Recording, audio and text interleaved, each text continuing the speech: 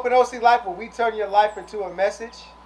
Currently, right now, I am wearing my, I'm going to say it's brand new, but my BNB-SUITES polo for my platinum sponsor, Jarvis Elder BNB-SUITES. BNB-SUITES is the #1 Airbnb in Central Texas.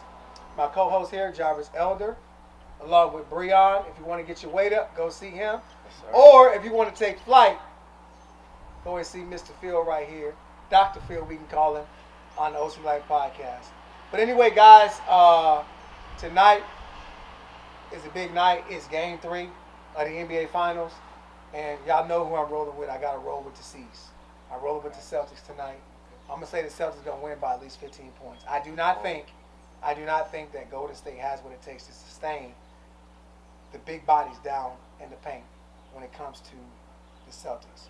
I know y'all got something else to say about it, but I'm telling y'all right now, I'm going with the C's tonight. I mean, I would have to agree, man. It's old school basketball against new school. And Boston, I mean, I think, me personally, they've been the best defensive team in the playoffs. And they're back at home, so I think they're going to make it happen. I don't know about 15 points, but I think they'll definitely get the W. Yeah, I was thinking about the margin of victory. I'm like, I wouldn't go that high. I mean, I wouldn't disregard Boston, but I don't know. I think Golden State got the experience to handle going on the road for the first game, so it'll be. I think tonight we're gonna get Klay Thompson game 6. I knew you were going to say that. I just think tonight is gonna be the night where he just gonna show up and help these guys win. I think the Warriors gonna win tonight. They're gonna take the lead. You know what? I would bet you a tank of gas, but gas is too high. Be careful with that one. I definitely be careful with that one. And matter of fact, while we're talking about gas, I don't know, anybody ever seen the gas prices in California sit at about north of $9 a gallon? Whoa. No, I haven't seen it. North of $9 a gallon, and it's painful at the pump right now. So it's hard out here for all of us. But Breonn, you said something that the middle class is going to be, what was it you talked about? The middle class is going to become lower income, and the lower income are going to be poverty stricken. And why is that? Why is the gas prices? Why is the inflation the way that it is? I mean, we went through this. I understand COVID, and we went through it when it came to, we talked about chicken. We talked about beef. Beef went up 2% from like the last 2 years, and chicken has went up between 8 to 9%, right? Why is it the foods that are the most healthiest in terms of organic, grass-fed, grain-fed, all that stuff? Why are we seeing such an inflation in today's society? Well, they just trying to make that money back from COVID. You know, they passed out all those checks. We thought, you know, America was doing us a favor, but we know America operates off of greed. You know, so if you start inflating the prices on the necessities of life, you have no choice but to pay. And they're just doing what a business is going to do in order to continue to thrive. As far as what's healthy being spiked, I think it all falls in line with what you can afford. You know, I mean, if you wanted the people who could afford that to eat better, it would be the higher class, right? Right. So once you put the health on the shelf for them, and then the people who can't afford to go grab that, okay, they can afford this down here, so it's not as good for them. Now, I wouldn't say they're trying to kill off people, but it would just go hand in hand, in my opinion. Yeah. I mean, as long as people are sick, those in the medical field are going to have a job. You know, the world revolves around things of that nature. If people still need prescription, if people still are filling up these hospital beds, people have a job, and the rich stay rich. So why is it that, like, I'm a vegan, right? And I chose that for all types of reasons, like you said, medical reasons, health reasons, all of that. Right. And a lot of times people say, I'm not about to pay an extra $3 or $4 for a vegan product if I can go get the same product for cheap, right? I always tell people, would you put diesel fuel in your unleaded tank? You got to be careful how you fuel your body, right? You're an athlete. You know, this is your trainer right here. You know, what's your take on the fact of what you put into your body every day and how much we're paying for food nowadays? Your body's your business. So if you don't take care of your body, your business is going to fail. So I think food nowadays is getting crazy. So, you know, you got to pick your poison on what you want to buy. Even if it's expensive, if you can afford it, go get it. But if you can't, then just guess what's close to it and go from there. So Breonn, you as a trainer, like me, I'm a vegan. How would you categorize my eating into me wanting to be more of a strength, getting more strength? Like when you get clients and they give you how they eat, do you take their diet and implement it into how you want to train them? Well, I understand that fitness is a lifestyle.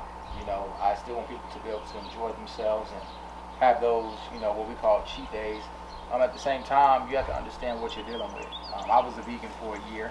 I did notice some changes in my body as far as my energy levels and things like that. It was just hard for me to sustain. At the end of the day, when people go and purchase these items, you're thinking about the dollars you save, but now you're putting a price on your life. If someone were to tell you, hey, you pay, $60 to $100 more a month, but you may be able to live 5 to 10 years longer, I think you would view it different. Some people, they don't view it that way. So me as a personal trainer, I'm not going to force you into something that may make you feel uncomfortable, but I will bring it to your attention. Even with that, there's a great Netflix special called What the Health. And that's what, kind of put some knowledge on my head as far as the understanding of health and nutrition. So anybody that is kind of considering some health changes or just being aware of what's going on, I think that'd be a good watch for you for sure. All right, and also taking flight. When you're talking about you being in the studio, right? Back in the day, rappers used to eat any and everything, right? Pizzas, tacos, whatever the fast food was. How are you guys in the studio, if you guys are having long days, how are you guys eating now? Has that changed? How you consume food in the studio? Well, I'll eat before I leave home. It's not like a gathering of food in there in the studio itself, but I like to be able to have as much energy as possible because I want my brain to be working as sharply as possible, right? So, I'll try to eat clean and keep my energy high at least. But I haven't really ate with my associates. Got you. So now when we're talking about mindset, right? And we talked about inflation, we talked about gas prices and how that's affecting all of us, right? And you mentioned a great point. The rich are not really worried about it, if that's what you said. And then you have the middle class that's going to be poverty, and then poverty, where do they go? Even lower at the bottom of the barrel. What do you do when 6 months ago you were in a good financial situation, and due to inflation now you're sitting there pondering on how to find a second source of income? So my wife talked about they're going to go back to, at some point, ciphering gas.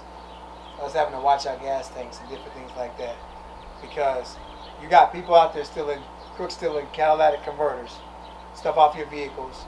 Back up in Waco, they had a lot going on with the truck drivers out there. They were getting all their parts stolen. That was out there. And then now when you look at it, you look at the gas prices. Now, when you flip back and you look at that, with all that going on in the world, we talked about financial impact. Now you're talking about impact of all these mass shootings, right? And so with that, with the Uvalde, I know we talked about the Uvalde with the Robb Elementary. They mentioned, I think it was 2 days ago, they're not opening the school back. Y'all think that's a great idea? Yeah, absolutely. Anybody that is a part of that staff, any coworker or employee that was there, walking back into that building is just going to bring about horrific thoughts. Who wants to relive that day? I know for a fact no one wants to relive that day. And in order to just accommodate to their emotions and their mental processing and their level of mental health, I think that's the best thing to do. I think that's the only thing to do. The saddest part about it was on Good Morning America, they had a special of the teacher that had 11 children inside his classroom.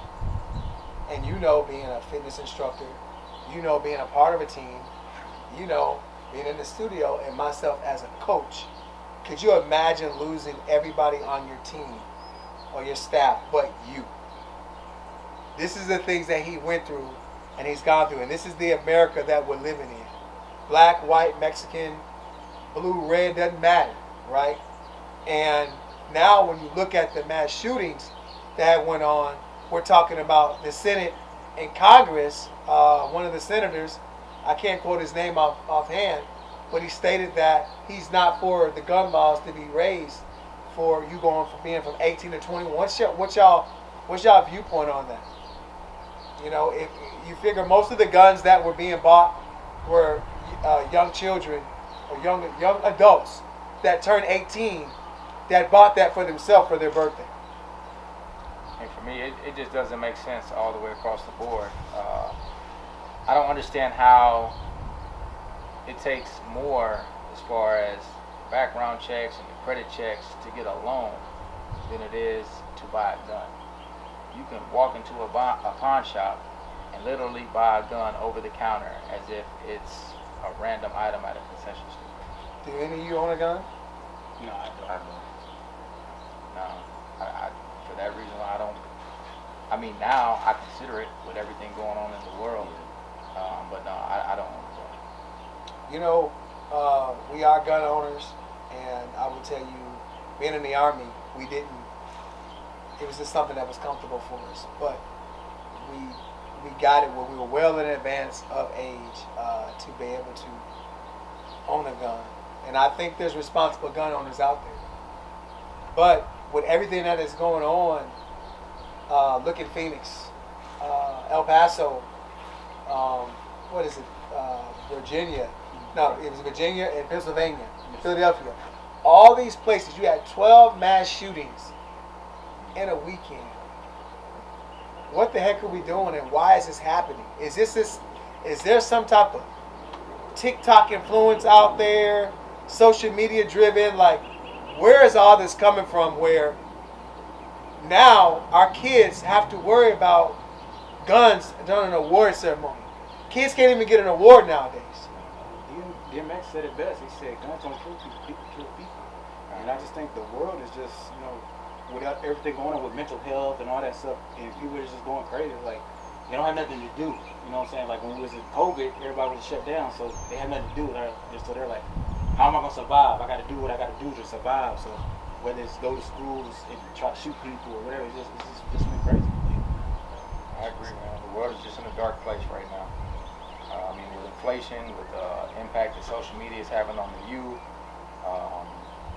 just everything all the way across the board, it's tough to watch. It really is, So that's why, me personally, I try to make sure that, regardless of the size of my platform, that I continue to let my light shine bright, because the world is in a very dark place right now. We talk about platform, and we all have different platforms. And we had a meeting on Monday, OC-Life podcast meeting. And Jarvis and I came to the conclusion, with you being the person that takes care of a lot of our topics and things that we talk about. Talk about what you have in front of you. Some of the things that we want to dive into in terms of, we're talking about mass shootings, right? I was a victim of an active shooter back in 2009 at Fort Bliss, and my dominant hand, my left hand, is partially paralyzed because of it. I still have movement. I can never throw a football.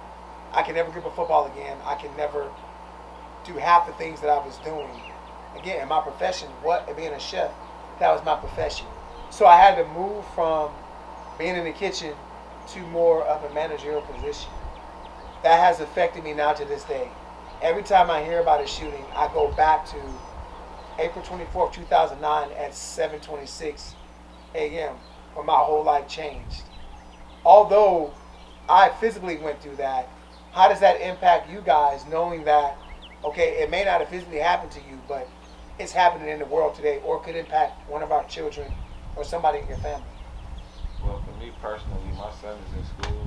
He's first grader, and it seems like it doesn't matter what age now with all these shootings, but you let your family, you're trying to live life, and you could be doing anything, just going on about your day or trying to enjoy yourself, and you could just walk into a situation where why would I have to worry about somebody coming in and shooting up a grocery store or a school? Like, it just make you think twice about how you want to move around, So there's something there as far as affecting your mental health, like having to fear for your life just for wanting to go outside. Me personally, I think I'm just far more observant of my surroundings. Just hearing your story, it makes me grateful for just the safe haven that I've been or that's been bestowed upon me. Just being understanding that someone is always in a tougher situation than you are. So when you think you have it rough, just hearing your testament and what you've been through, it just kind of is like, okay, well, before you start complaining, understand somebody out there has it worse than you. But even on a day-to-day now, regardless of where I'm at, I'm observant of everybody. If I see somebody with shades on, I see you with a hoodie on, anything, I'm scoping it every day, all day. I'm just 10 toes with everything. Anywhere I go, I'm just completely aware of my surroundings now with everything going on. I think it's just a scary sight, scary scene to see people's families like crying and hurt for their families dying, and it kind of sucks to me because it's like, man, it's like, what if it's your family? What if it's your son, your daughter, and you're like, damn, what am I gonna be able to do in that situation? Am I gonna be able to cope with that, or with that situation in life? Man, I think it just sucks. When I got shot, it was. You never, like the gentleman said that, good morning, man, he was crying, but you're never prepared for it. Right. And I'm literally pulling out of a driveway, heading to work, and just shots start fired out of nowhere. And I was in El Paso. And so in El Paso, Texas, you were off-post housing, but you were on base, but it was off-post. But it was still a government, government facility. But it was inside the city of El Paso, on what they call the Northeast. And I got hit the first time. I looked down at my arm. I thought it was a paintball. And then I had enough time to look down. Next thing you know, shots ran out again. Guy had a bulletproof vest on, had some blue jean shorts. He was a Hispanic gentleman. And my reaction was it was a Dodge Charger, hit the gas, and I'm swerving back and forth, back and forth. I didn't hear any shots, nothing like that. I get around the corner. I got a small spot in my head, and it was like the Passion of Christ. Have y'all seen the Passion of Christ? And it was like the blood of Jesus. Not saying I'm him, but everything was coming down all over my face. And when you get ready to die, or you start to feel like you're not in control, you actually have no control. Everything, all the energy, everything in you is just boom. My body was numb. I asked, it was a gentleman, I still don't know his name to this day. He stopped. He gave me a treatment, put the tourniquet on me until the ambulance got there. I asked the ambulance guy, I said, hey, am I going to die? He joked with me and said, not today. And I immediately went on the steel table and they went to work on me. And to this day, I don't know who the guy is. I don't know why I was chosen to be shot. I always said I turned that part of my life into a message. And I said, Lord, that was the best but worst thing happened to me, because sad to say, when things happen to you in your life like that, you don't know why it happens. But what ended up happening to me was, like you said, Breonn, I became so much more vigilant. Right. On top of that, I went to counseling. I stayed in counseling and still currently am in counseling. I've been in counseling now for about 12 years now. I'm on all types of medications, anxiety, suffer from depression, PTSD, everything. I do more typing than writing because my hands lock up. I went from benching 315 pounds to not being able to bench press at all because I can't grip the weight bar anymore. So a passion that you guys talk about, that the weights, that was my passion once. I can't do that anymore. And so you're right. You should be very grateful of it, because you could be here one day and gone the next, or you could be still on this earth and it just takes somebody to not have the right mentality to screw your life over. Right. The things we take for granted, being able to talk, walk, and function with all our limbs, and that's some things I think we overlook until, people end up in a situation similar to yours. So while we're on the topic, if you don't mind me asking, what was the hardest part about that entire process? Like you stated, to be in such physical health and the impact it's had on your mental health, and to be 12 years in counseling, what has been the hardest part of this entire process for you? To watch a guy like this, to know that I was in just as better shape as he was. Yeah. Running 12, 15 miles a day,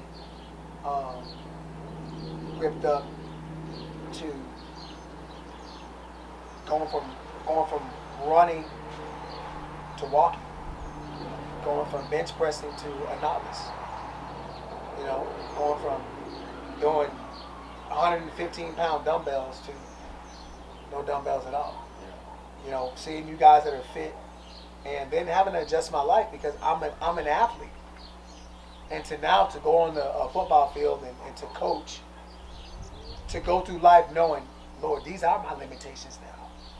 This is I'm limited, and actually going through my life knowing I'm limited. I cannot go out there and do what you guys can do. You know, mentally I want to do it, but physically I can't do it. So even with that though, now having those physical limitations, do you think that it's kind of broadened your perspective of life mentally? And had it not happened, do you think you would still view life the same way you do mentally? Wouldn't be the man I am today without it.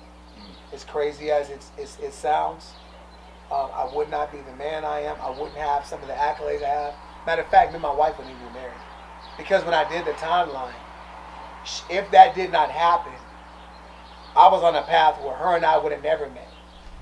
My life went through a pause. And when my life paused for those 2 years, literally thinking about it, that was kind of the time that we aligned and we ended up meeting a few years later after that. Right. I learned to lean more on reading. I read more. I used to do a lot more physical stuff. And I think you were talking about it the other day. You said you can be strong. One of you guys thought you could be strong, but mentally you're not strong. Right. Well, I was strong, but I wasn't mentally strong. Gotcha. Now, I'm not strong physically, but I'm strong mentally. And so those are some of the things I had to master. So I started really, I got obsessed with Michael Jordan, how he thought. Kobe Bryant, how he thought. Different motivational speakers, how they thought. Like how to master the mind to still get you to do some things. So now I say, okay, my run is my new walk. Gotcha. Yeah, it's all about mental reframing. And that's very important. That was it. But I still live my life through this guy. I push him or whatever, or I support him. You know, crack jokes with you or whatever like that. Right. But knowing, hey, at one point in time I was like that. Not in a jealousy format, but just the fact of the matter that you guys are able to do something that I can't do that I used to do. Okay, so how hard it's safe to say that you suffer from PTSD? Yeah. So even with that, with you going to therapy and taking the medication, do you think the medication has had a positive impact on your coping or healing process? Or is that something you think that once the doctor signed off, you just did it because it was given to you? It's a twofold thing. Medications are given to you, and when you have anxiety, depression, you go through all types of emotions. What do I always tell you? I can't be around people for a long time. And then I always tell you, don't bring people around me that you wouldn't be around yourself. Right. And so when I go to the grocery store, my wife and I both, we have to go in the morning when nobody's around. I literally, about 3 weeks ago, was in HEB before we closed this session out. I went in HEB. This couple literally was doing their normal grocery shopping. So I go on aisle 6, just for an example. I go to aisle 7. This couple's still behind. I go around, go to aisle 8. This couple's behind.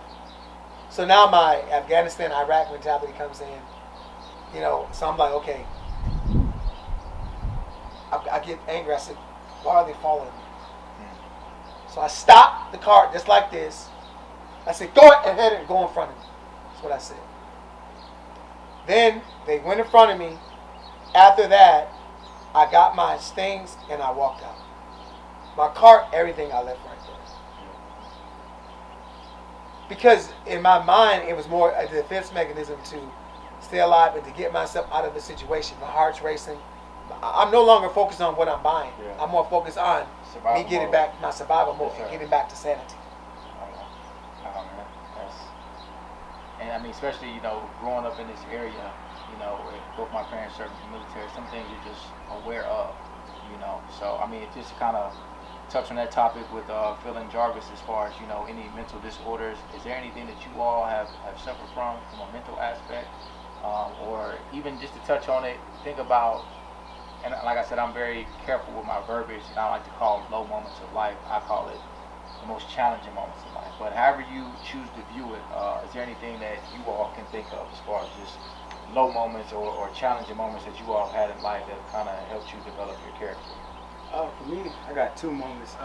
One was when my grandfather died. It was tough, you know, because he was gonna build a house for my grandma. He was out there in the heat, and then my cousins, they were there, but they didn't go outside and help him. And for me, it was kind of hurt me, because it was like, man, I wish I was there. I'm here in Killeen. I was like, man, I wish I was there to help, because he's trying to build something for his wife. You know what I'm saying? He want to build a home, because you know their house flooded. You know what I'm saying? They had a flood. They opened up the levees and flooded the east side, which was like, you know, kind of like the hood. So they flooded that side to save the rich side, like we talking about, like the good side. So, and so when they lost the house, you know, they moved, and he said, you know, I'm gonna build your home. I want to build your new home. And so he went out there and caught a stroke. And then when my mom told me, he's like, yeah, your grandpa died. And I was in shock. I was in shock about it, and I was like, man, I don't believe it. I was like, I gotta go see for myself. I gotta go to the house and see, because every time I go there, I see him smile. I see, you know what I'm saying? I always see that smile. I know. I was like, yeah, my grandpa. That's the love I have for him. I'll do anything for him. So yeah, that was one of my lowest moments. And also my sister, you know what I'm saying? Seeing her husband die, you know, it's like, dang, man, it's like, that's tough. Recently. Yeah, that's recent. That's tough, man. It's like, man, I like to see when my family get hurt. Something like that. That's tough. So, and of course, you know, when you lose a loved one that's that close to you, it has a big impact on you. Do you think it's affected you positively, negatively, or how are you processing it? Man, for me, it just brought me to be more positive. Like, you know what I'm saying? It brought me the love, you know, the love that my grandpa has, the love that he gives. It's like, man, I got to give that back. I got to carry on his gifts, carry on his legacy. And that's the way I am now. It's like, man, I give anything, my shirt on my back for anybody. That's what I do now. So that's the biggest thing for me. And before we go any further, we got about 30 seconds before we wrap up this first segment. And then the next segment, we're going to pick up with you and your thoughts. And Bree, you can continue that conversation. You know, mental health is real. Absolutely. Mass shootings are real. Everything that we're talking about is real. It's real time, real emotion. And I know we're all men sitting here, and at some point in time, we're going to have others around us that we love, our spouses, our girlfriends, our significant others that will be here. But, you know, in this segment, I feel that we kind of captured, and I feel that the more we speak about this, the more we'll understand and know about one another. So at the end of the day, when you turn back around and you look at it, on our next segment, what we want to do is pick up on how that has impacted you based on what Bree said. And then Bree, we want to pick up with you and ask you a few questions about how that has impacted you, and how seeing people that you have strong bonds and relationship with, where they have family issues and things like of that nature that affect them, how does that affect you on a daily basis? To all our viewers out there, please like and subscribe to the OC Life Podcast. We're talking about a host of subjects. Specifically, we're talking about mental health, and we pray and we hope that you learned a lot from this first segment, and we'll get back at you soon, and we'll pick back up with Phil and Bree.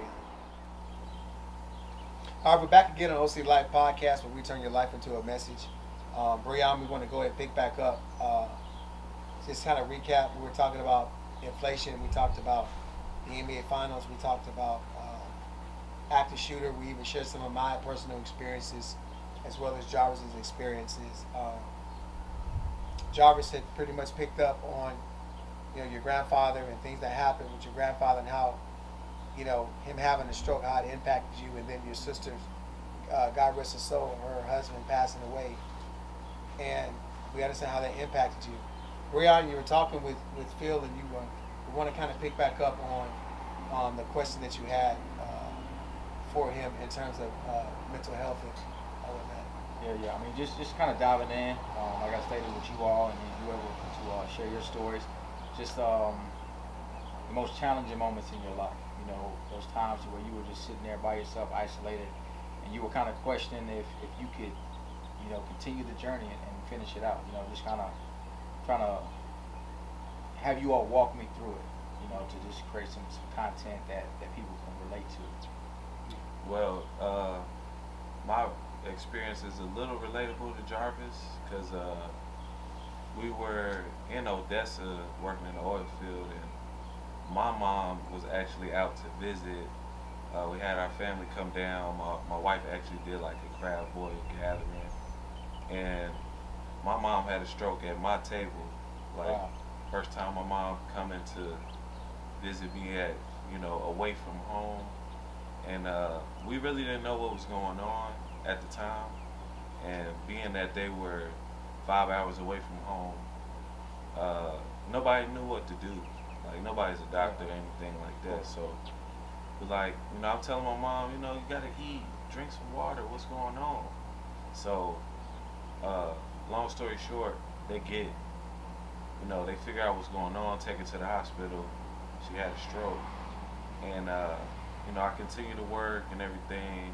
At the time, her left side was paralyzed, so she had to work her way back. She was still able to move around on her own, you know, to a certain extent. Some time go by, my dad calls me. I'm at work. Your mom had another stroke. So I'm like, come on, you know, Right. I'm too far away. I can't just drop everything and leave. So I go home. I'm like, I gotta go home, you know. But just me being out there, you work a lot of hours, and you know, I'm taking care of this, taking care of that. Then to get hit with that, like, and my mom, I love my mom to death, you know. So just to get through that away from home, that was a big deal. And you know, just transitioning from a boy to a man. I had a son on the way. This is my other situation. Just not going without money for a while, leaving home, leaving from Killeen, go to Fort Worth, go get my CDL. A lot of hungry days, not figuring, not knowing, okay, how I'm gonna get gas in the car today.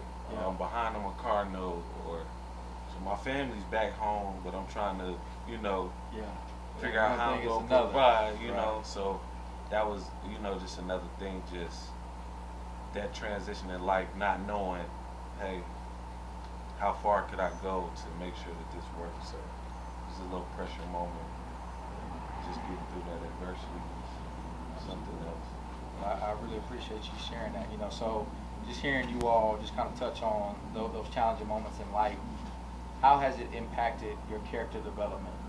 You know, when you look back on it and you've made it through the storm, you know, with all your situations involving something health related or death, something being fatal or near fatal, when you look back at it, what do you take away the most as far as what has propelled you to keep driving and your initiative to just continue to fight and push through? You know, I think this, you can't take life for granted, man. I tell you guys every day, you gotta, you know what I'm saying, make the moment count. Every day you gotta make every day count. Right. You step out that door, you gotta make it count. You know what I'm saying? Whatever you're going through, whatever stress you're going through in life, whatever you're feeling with your wife, whatever argument you have, you just gotta figure out how to get through that and continue to love and continue to, you know, give love to people. Because you never know when your day is over. Yeah. You never know your last day Right, is right. gonna be. Yeah. So you gotta give everything you got every day. That's what I feel like. Yes, sir. Yes, sir. I think that was God's way of getting my attention. And God was calling me to do something similar to what I'm doing right now. And I mentioned to you, I said, if I wouldn't have been coaching and God didn't lead me to the Vipers, you and I would have never met, and I would have never met none of y'all. And so I think everything is done. Everything is ordained.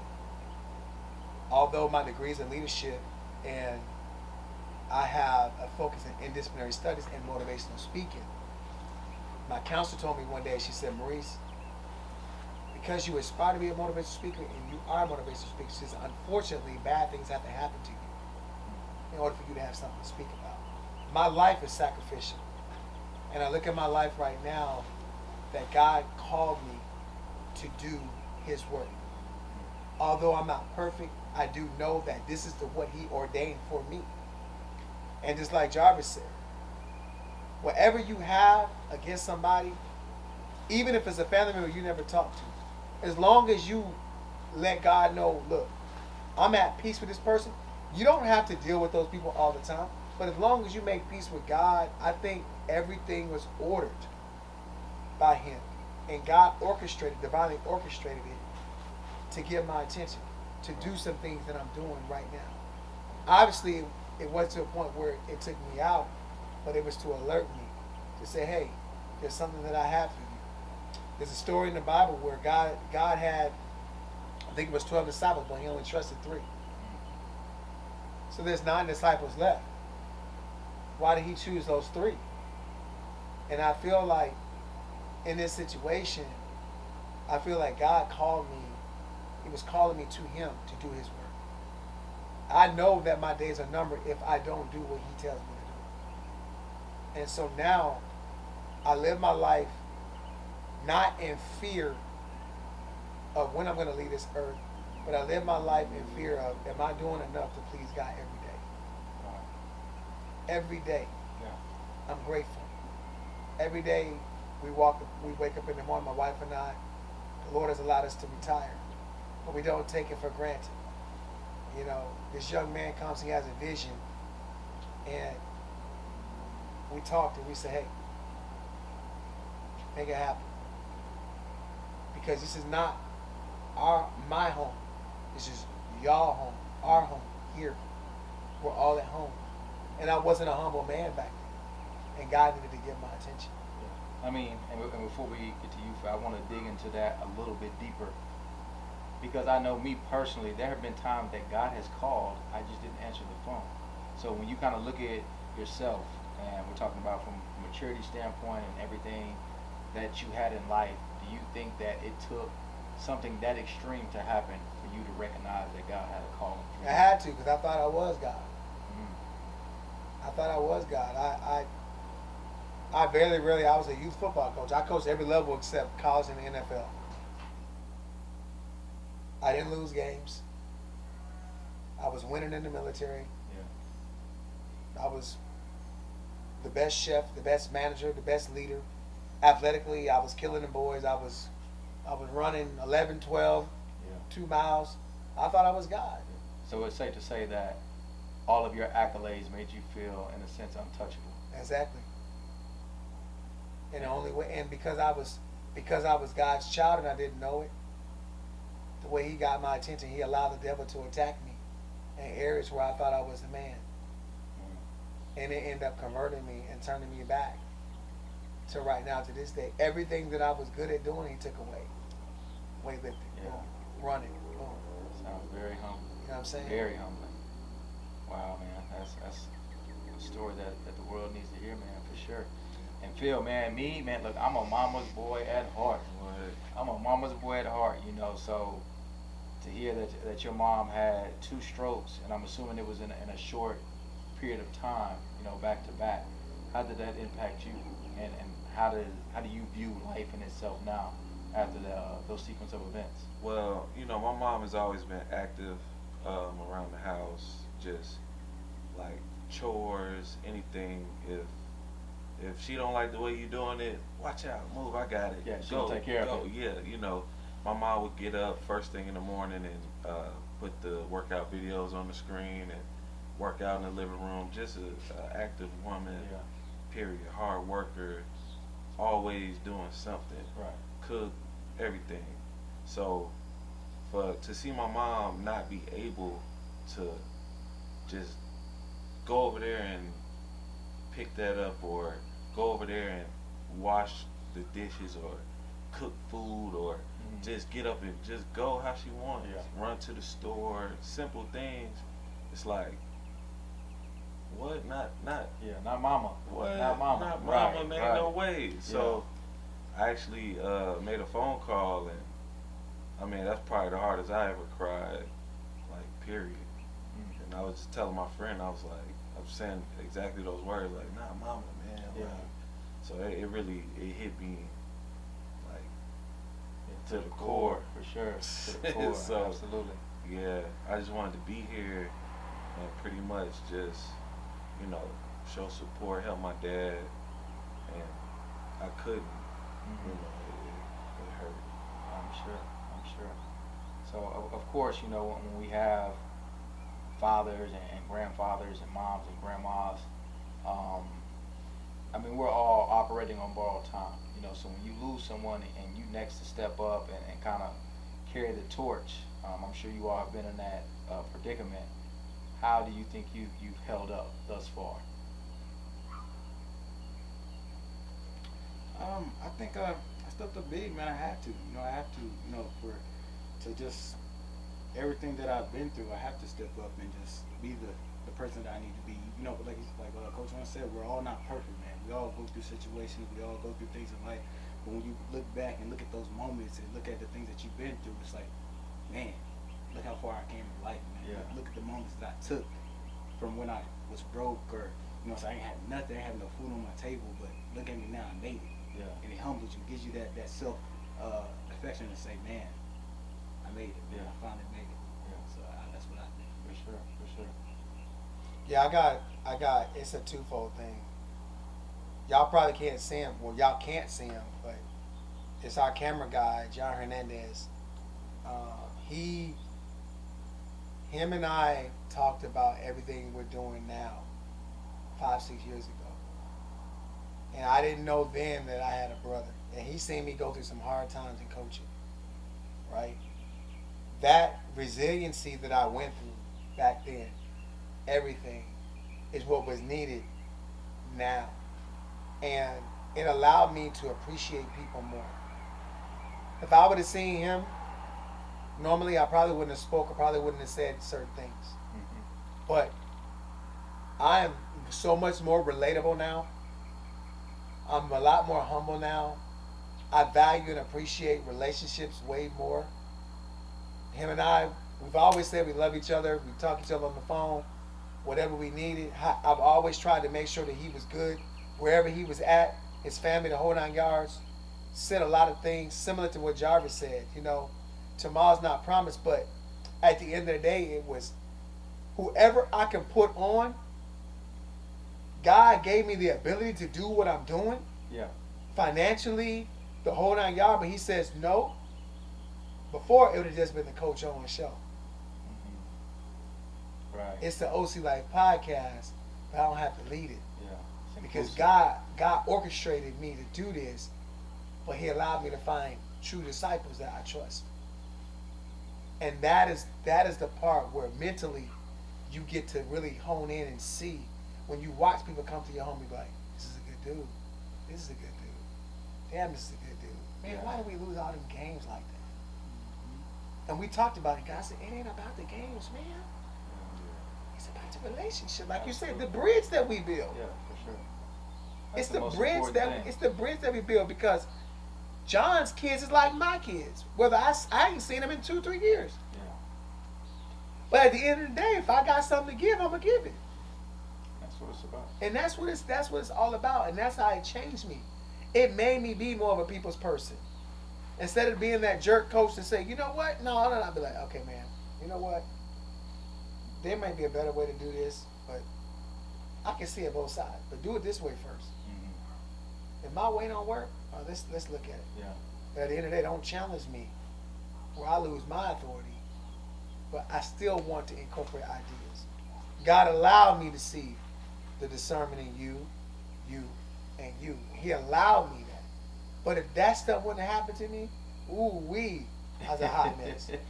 ain't none of this. I wouldn't even be sitting here right now. Yeah.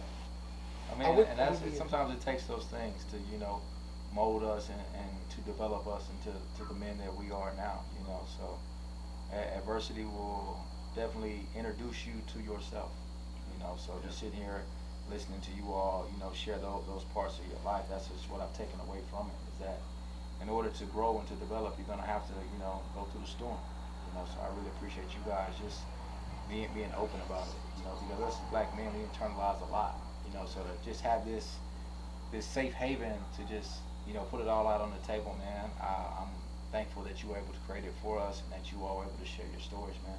So, You know, I always say to God be the glory. And I learned that from my bishop, and I can never understand why he said that. And the more I thought about it, you said thanks for creating this for me. I promised God one thing. I would never take his shine. So respectfully, I say, to God be the glory. Right. Yes, sir. But if this wouldn't have happened, if all this stuff to me wouldn't have happened, Yeah. if I wouldn't have went overseas and went through some humbling experiences, you know, Yeah. it wouldn't have been no to God be the glory. To be like, yeah, I got it. Yeah, Maurice Coach on. Yeah. Yeah, man, Coach on. Yeah, the guy. Yeah, and I can relate to that, man, because it was a point in my life to where I was looking every direction for help but up. And I felt like God was just looking down, like, you know, just kind of just tapping his foot, just waiting, being the patient God that he is. And the minute I decided to look up and ask for help, that's when everything in my life just started making sense.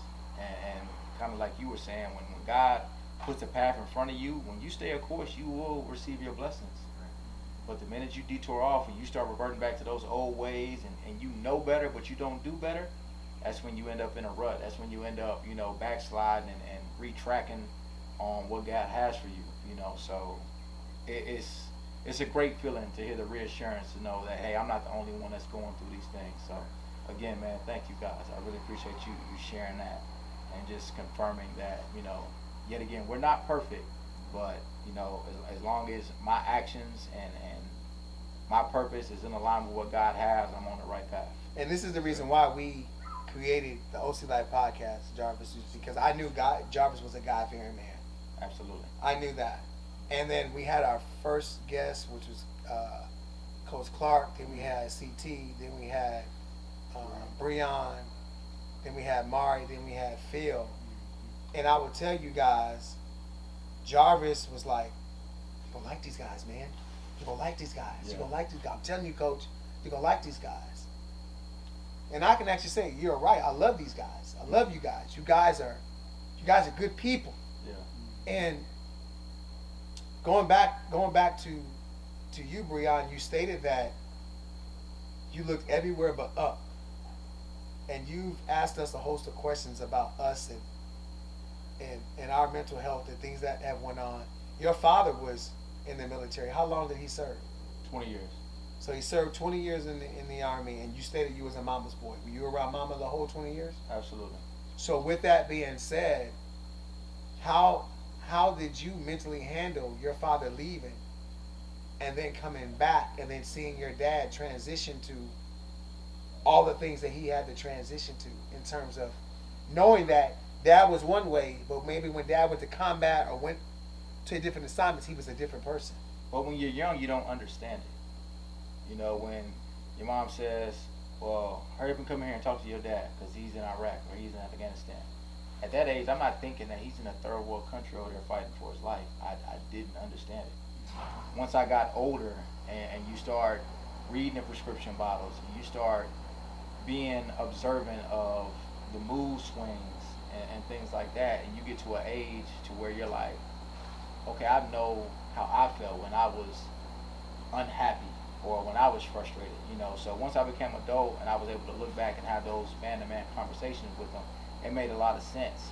At that age, though, some things you just allow kids to be kids. You know, I don't think I would have been able to process it well if my mom was to come to me and say, son, your dad is infantry. Like, there are people that say that they protect the country, but your father is really overseas. You know, it's killed or be killed. You know, I'm not sure how I would have handled that at a young age, you know. So as a parent, you're going to do what you think is best to protect your children.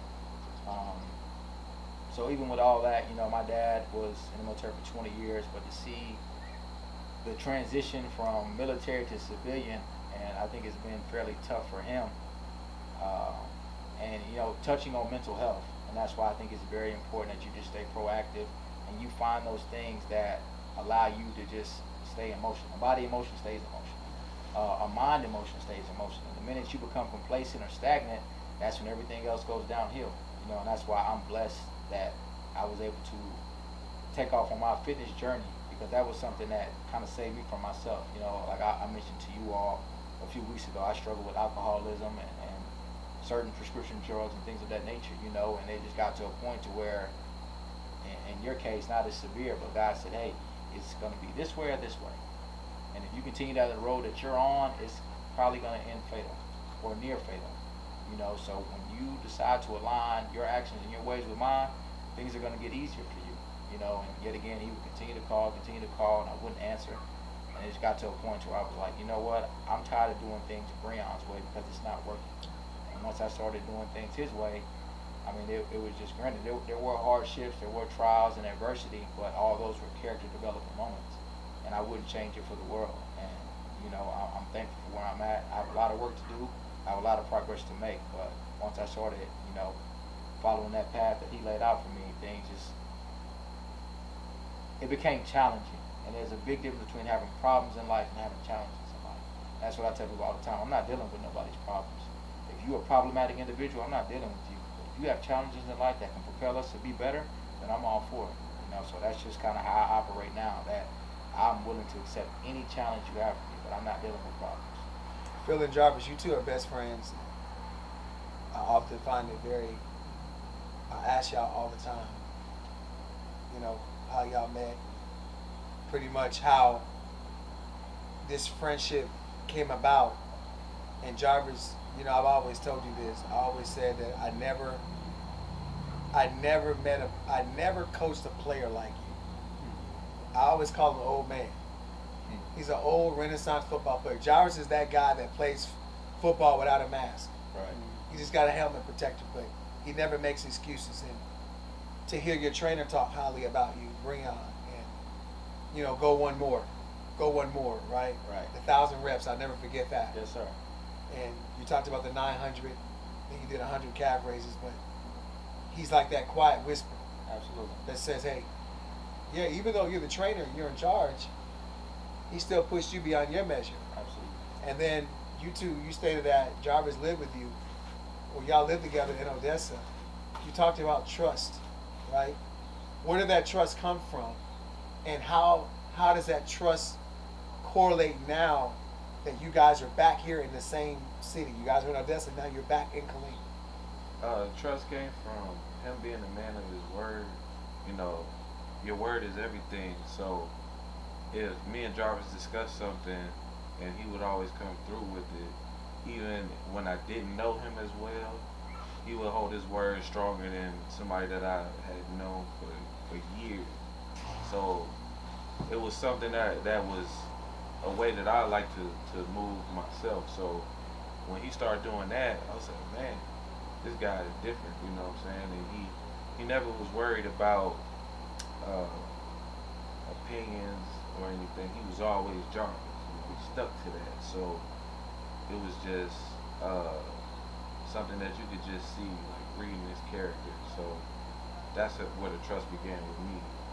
He always stuck to what he believed in. So that was a big thing for me. Jarvis, when you hear about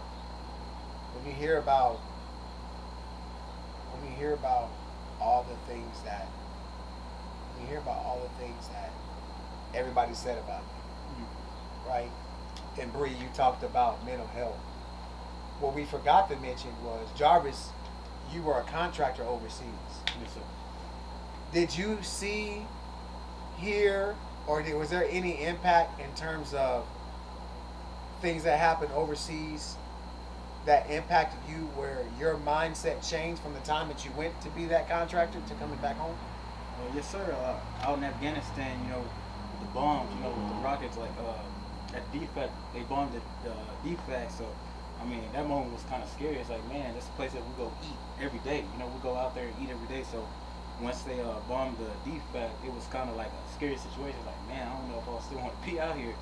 And it wasn't even for the money no more after that moment. It was like, man, I just want to get home to get, you know, be safe. But, you know, you also hear the shooting. You also, you know, hear the rockets in the air and stuff. So you just try to duck, and they teach you the drills to, you know, protect yourself. You know what I'm saying? Getting the bunkers and all that stuff. So it was just some scary moments. All right, it's time for us to take flight real quick. And we want to take flight, and what we want to do is we want to take this time to kind of, first of all, Bree, we want to thank you so much, because the way that you orchestrate our podcast is second to none.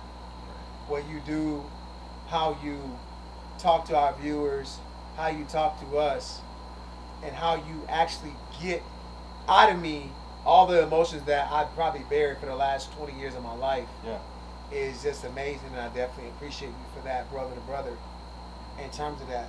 But we want to take flight, and what we want to do is we want to give you a chance, Phil, to kind of sum up our podcast, our conversation from your side, you know, to allow our viewers to take flight as well on your perspective of our podcast and pretty much all of our questions and our answers on how our life has been impacted, where we can turn our life into a message to our viewers.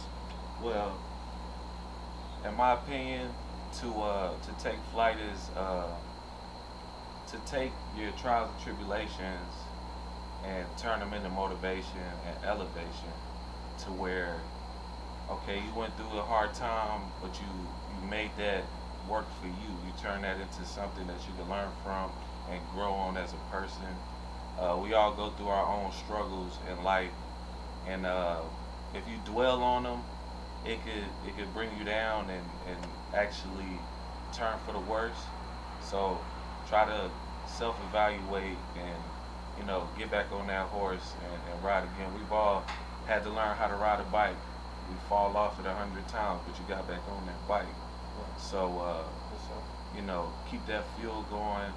Everybody's in this thing together, you know, as a collective.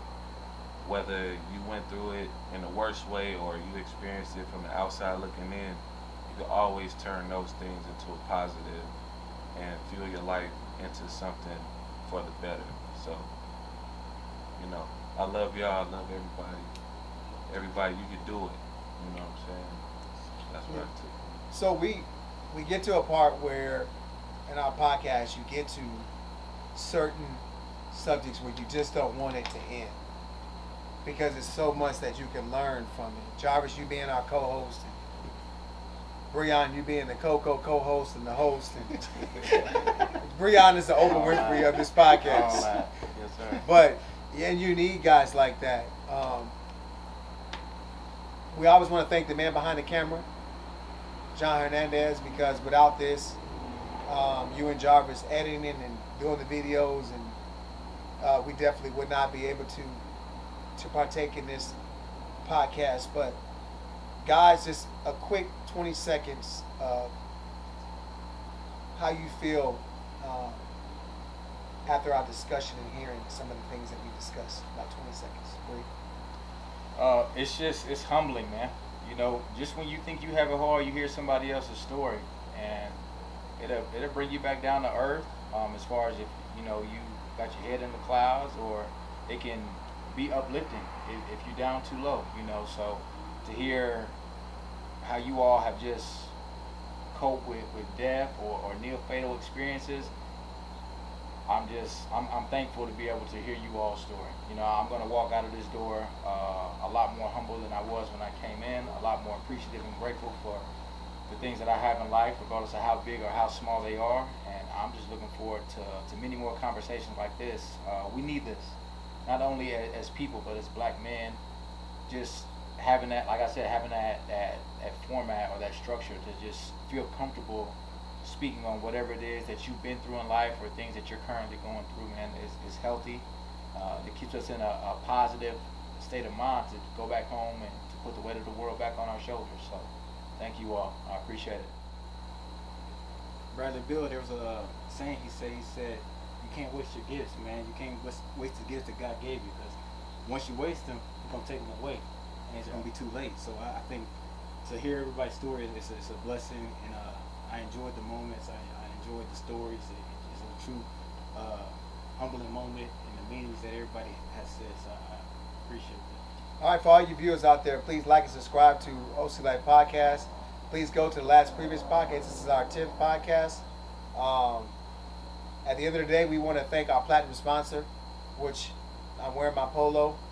Oh, Chef Mo, BNB-SUITES, the number one Airbnb in Central Texas is this man right here, the CEO of BNB-SUITES, as well as AAUCS Cleaning Service, Unique.shapewear. Please get your shapewear. Armed Services YMCA. Armed Services YMCA. I got to remember that. And also, too, if you think you're Michael Jordan or Kobe Bryant, please take flight. Listen to Phil's music. Where can they find your music at? You can find it on YouTube. It's gonna be on all platforms soon. So. But anyway, check YouTube. Also, like and subscribe to our page. As well as, guys, it's been a blessing, an honor. And we want to thank everybody out there, all you viewers out there. We pray that we turn your life into a message. And we're out of here. God bless. God bless.